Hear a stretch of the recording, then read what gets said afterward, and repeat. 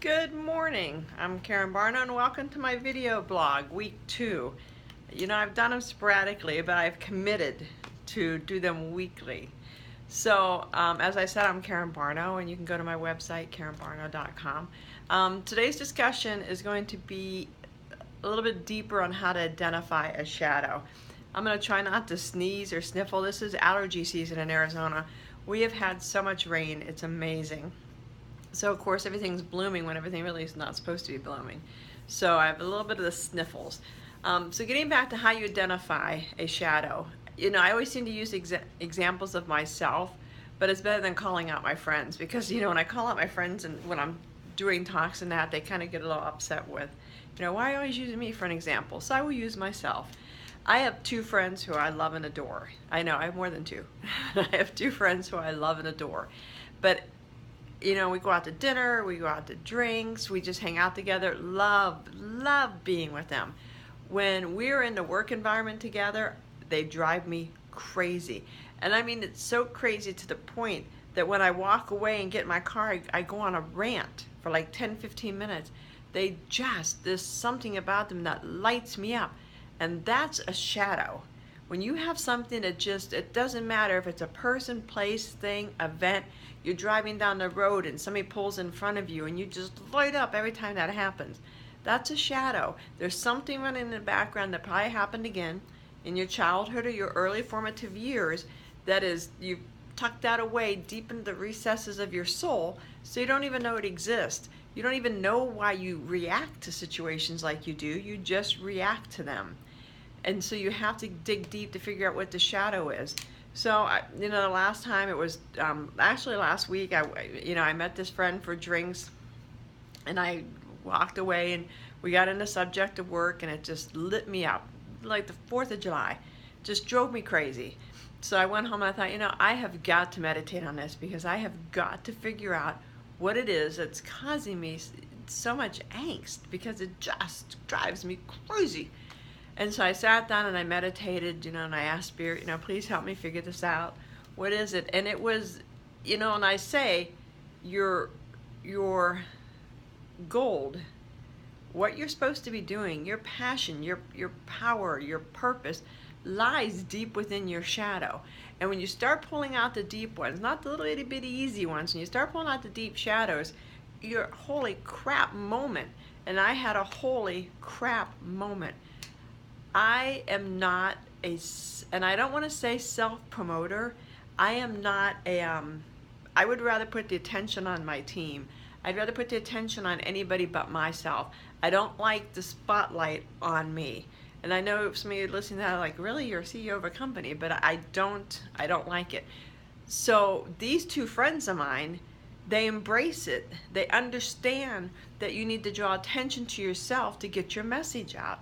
You need to let people know what you're doing so they support you and they either help you, for one, you know, help her financially in her company, and for the other one to help build her speaking business. And they're both really, really good at it.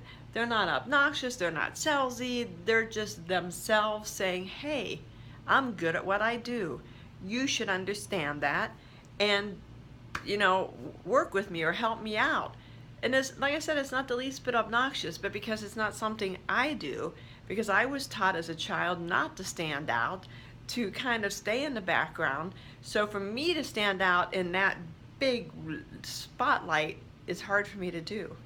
And it was a huge moment for me because I realized that when I look at stuff and I think, well, if I would have done this, you know, something more had happened, and it's always, well, you didn't take the opportunity. You know, when a reporter calls to interview me, it's, well, you should interview my team, or you should interview this person because they do a better job than I.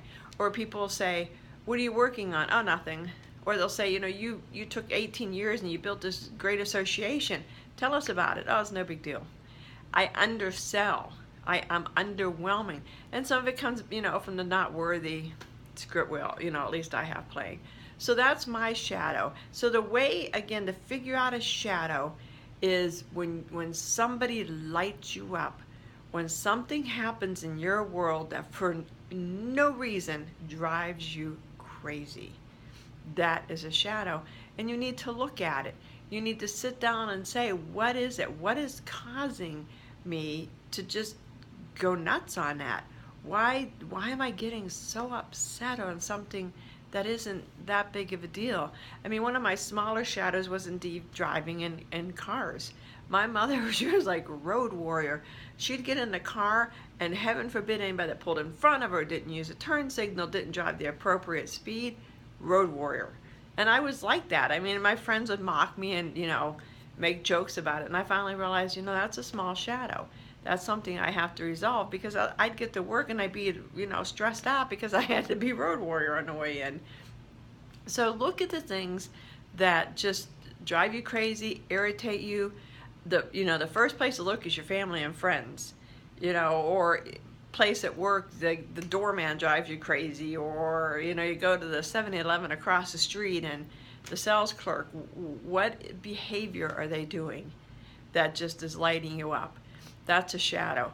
Next week we'll talk about how I believe your beliefs are derived from your shadows. So if you look deeply at your beliefs, you can understand it. So until next week, I'm also offering, if you are on my Facebook page, I'm offering a free 15-minute shadow exploratory call. See, I'd start promoting what I do. I gotta start figuring this out, get out of the box.